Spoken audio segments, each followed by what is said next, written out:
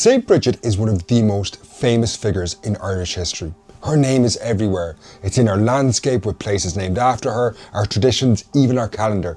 St Brigid's Day on February the 1st is a national holiday. She's remembered as having played a key role in the conversion of Ireland to Christianity back in the 5th century. However, in recent decades, her history has been surrounded by a growing mystery as to whether she actually existed.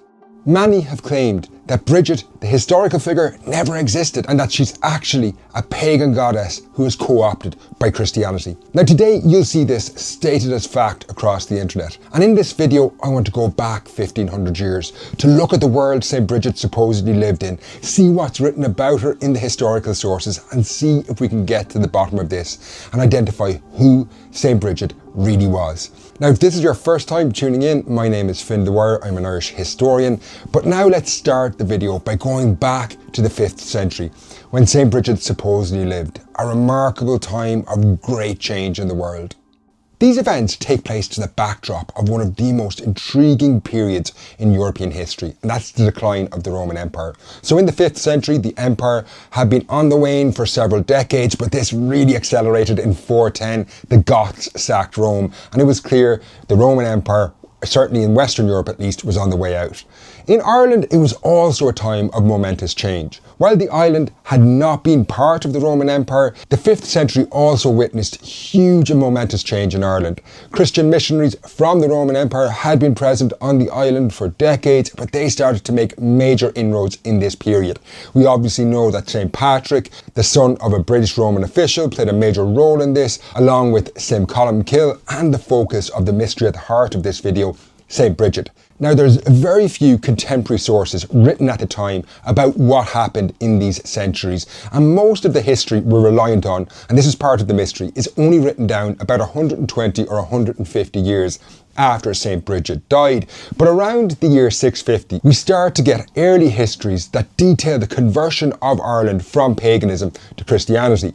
Obviously, St Patrick plays a leading role in that, but so too does St Brigid. And in accounts written in the middle of the 7th century, around the year 650, we get an outline of this historical figure who monks at the time certainly seem to have believed played a leading role in the conversion of Christianity. So next I might walk you through what the historical records at least tell us about this figure, Bridget. If these early histories can be believed, St Brigid was born around the year 450, probably in modern-day County Louth at Faughart outside the town of Dundalk. Details about her youth are pretty contested in these early accounts. One version has her born the daughter of a noble family, however in another version she's actually born the daughter of a slave in the house of a druid, and this account is rich with symbolism.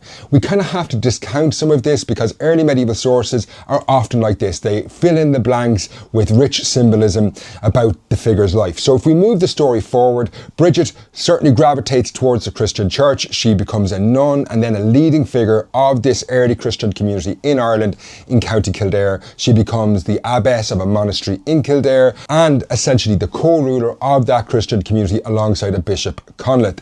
Now in all the accounts there's a couple of attributes that come out about Bridget. She is consistently extremely generous and charitable. She also does a lot of work with the poor, and that's not necessarily a trait you find in other early Christian figures like St Patrick. He tends to often be associated with the powerful in society.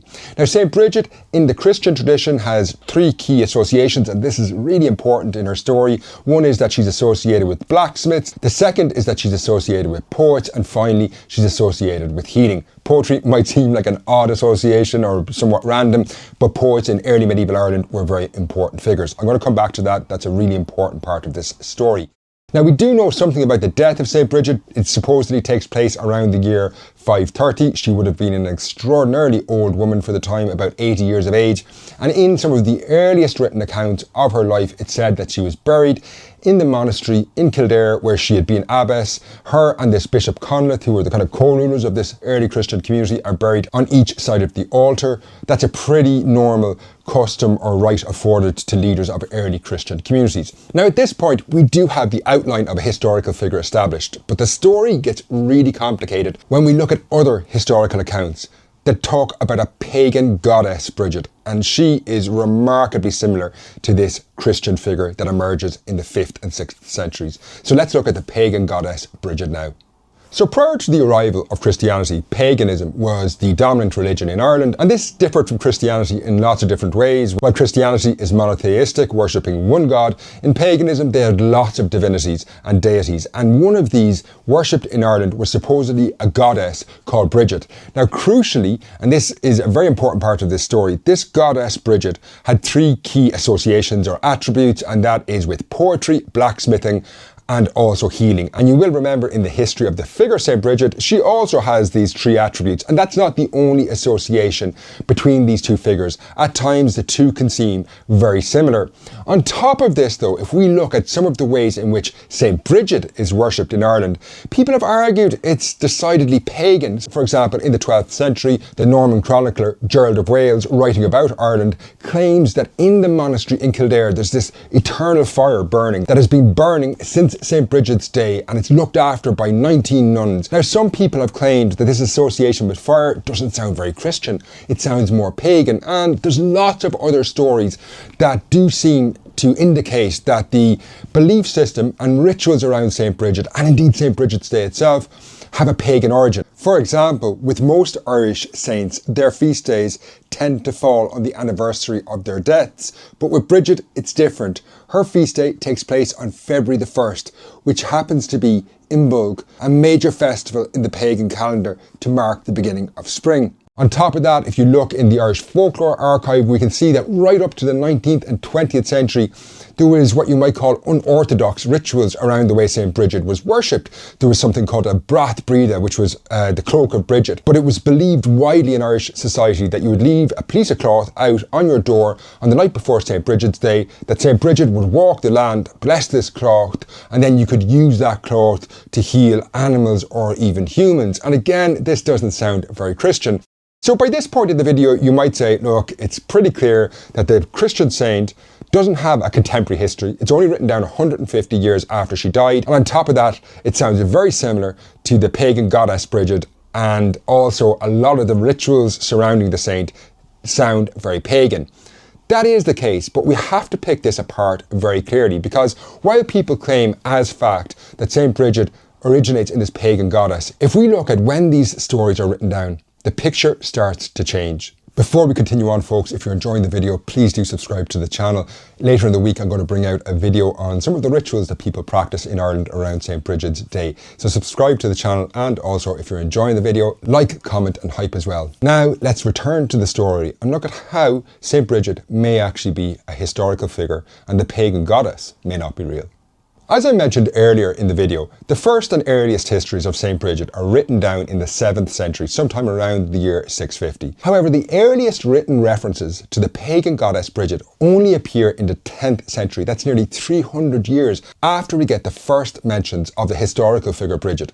On top of this, those early accounts of the historical figure, written about 120 or 150 years after her birth, oddly have very specific information in them that we wouldn't expect to find if it was a fabrication. So for example, in the various accounts of St Brigid from the 7th century, there are 10 people mentioned that exist in other independent sources. And again, so they're associating Bridget with people we know exist in history. On top of that, one of the earliest accounts was actually written in Kildare, where Bridget lived. And in that account, it tells us very specifically where Bridget is buried, in the church in Kildare, as I mentioned earlier. Now, it would be very unusual if someone was fabricating a story that they would provide such specific information, because people at the time would know it just simply wasn't true. So all this does suggest that actually the historical figure did exist. Her life was written down 120 or 150 years after her death, but that's not necessarily that long. It's only 4 or 5 generations later. On top of that, the pagan goddess story only is written down in the 9th century, and there's actually very little evidence of that pagan goddess in early Irish folklore. So then we have to ask, if St Brigid was a historical figure, if she did exist, why then would someone make the very odd decision to make her into a pagan goddess? So let's look at why people have sought to kind of downplay the existence of St Brigid and elevate this pagan goddess. So while the origins of St Brigid herself are somewhat obscure, it exists in the early medieval period where history more generally tends to be quite vague, the origins of the claims that she was a pagan goddess are much more recent than you might expect. So we can find them starting to emerge only in the 19th century, and it comes at a time in the late 19th century when there's a renewed interest in kind of unusual forms of spirituality and paganism. Alongside that, Irish nationalism is on the rise, and it's actually Maud Gonne, the famous Irish radical, who's one of the first people to elevate this myth, and she wants to use St Brigid, the goddess, as an ancient symbol of Ireland. Now, she's not the only person though to push this theory forward. It gets a very strong hearing in academic circles right through the 20th century, and you have to ask, why is that the case? Because as I've outlined in this video, the evidence doesn't really stack up in favour of this, yet academics down the decades have constantly given credence to this idea that Bridget might never have existed. Well, recently there's a historian in University College Dublin, Elva Johnson, who's written extensively on this, and in an interview she did last year with New Lines magazine, she said the following words, and this I think cuts to the chase about why people have questioned the very existence of St Brigid. Here's what Elva had to say. There are 3 really important saints from the early period. 2 are men, Columkill and Patrick, and the only one whose historicity and reality is doubted is a woman.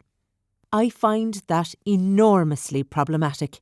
Nobody in the 7th century, nobody doubts that Bridget exists. Now, I think this is a really salient point. St Brigid wouldn't be the first woman to be written out of history, and I can say as someone who's read a lot of early medieval history, if other historical figures from this period, religious and indeed some of the political leaders from the time, if they were subjected to the same rigour that St Brigid has, I think we'd have very few historical figures from this period at all. A lot of the sources are very similar to St Brigid's histories. They are written down, decades, centuries after they lived, and they tend to be full of symbolism. Now at this point in the video you can see that I clearly believe that St Brigid did exist, and actually the pagan goddess, if anything, might be inspired by the historical figure Bridget. But we do have to, I suppose, reckon this then with the fact that a lot of the rituals and customs around St Brigid's Day, which falls on February the 1st, seem to have a pagan aspect, or maybe a good way of saying it is a non-Christian aspect to them. And to finish off the video, I want to explain why St Brigid was a leader in the early Christian church, but at the same time worshipped in what seems like a pagan fashion. It's often been commented that Irish Christianity has a superstitious or folk element to it, and we do know in the very early stages of the conversion of Ireland from paganism to Christianity, Christian monks adopted various different aspects of the pagan traditions, essentially as a way of smoothing over the transition to a new belief system. They often took over pagan temples, they adopted things like holy wells, so it wouldn't be that unusual that in the veneration of St Brigid, some of the old pagan traditions were worked into this. On top of that, we shouldn't assume that everything is a pagan tradition. We don't know if they stretch back 1600 years and predate Christianity. It's possible that they do, but we don't know if that's the case. And I think a lot of the evidence that is used to argue that St Brigid never existed tends to focus on these practices. And for me, I think the jury is out on that. We don't know where these come from. I would agree that some of them certainly don't seem to have Christian origins, but to use that as a case against St Brigid never existing, I think is a stretch too far. Now, I hope you've really enjoyed this video. If you do, make sure you're subscribed to the channel, because later in the week, I'm going to look at some of the rituals and customs around St Brigid's Day itself. These are fascinating and they speak to the complexity of our past, because as I've already alluded to in this video, a lot of the Irish rituals around St Brigid's Day, some which continue right up to the present, are distinctly not very Christian. But we'll check those out later in the week. Until then, slán.